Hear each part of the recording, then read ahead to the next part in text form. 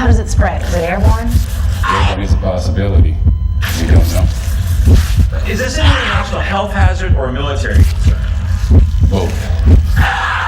Are these people alive or dead? Hold it down! We don't know. You need someone to show you the ropes, huh? And you just come see me.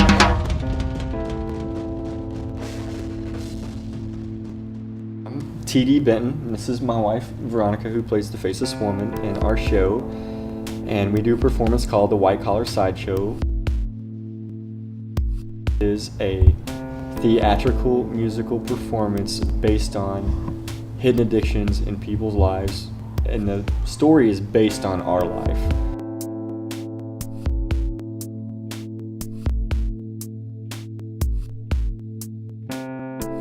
The story behind the show is my insanity of just addiction, going from being a drug addict and going through a lot of surgeries, becoming a Christian, and then recognizing how big of an impact pornography had in my life.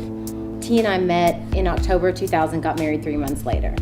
And right after that, he started hopping online. He'd sneak out of bed and go get online. And so I thought there was something wrong with me.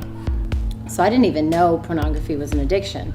And so I was gonna fix the problem. Me says, well, I'm not skinny enough. So I struggled with the bulimia for probably a good year and a half of our marriage. And I let it go on and on and on, trying to fix me.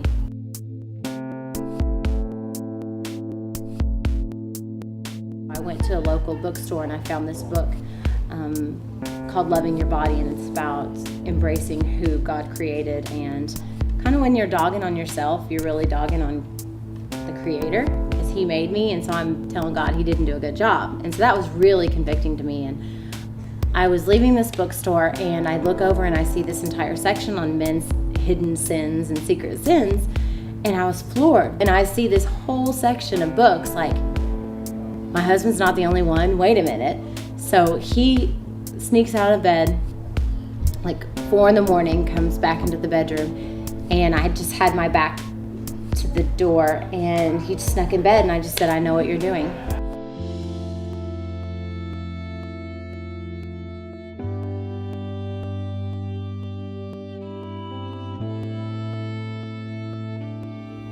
I think embarrassment of not only knowing that I can't stop, but also feeling like a failure. I mean, even after you spend hours online and you get off, you're like, man, is this ever gonna end? Is this ever gonna stop? And I could never tell Veronica for fear that she would divorce me. I mean, you always think of the most extreme consequences. It was huge for me when she called me out, because I had felt like finally everything was out in the open and I didn't have to hide anymore. I didn't have to have things haunt me, I guess is what it was.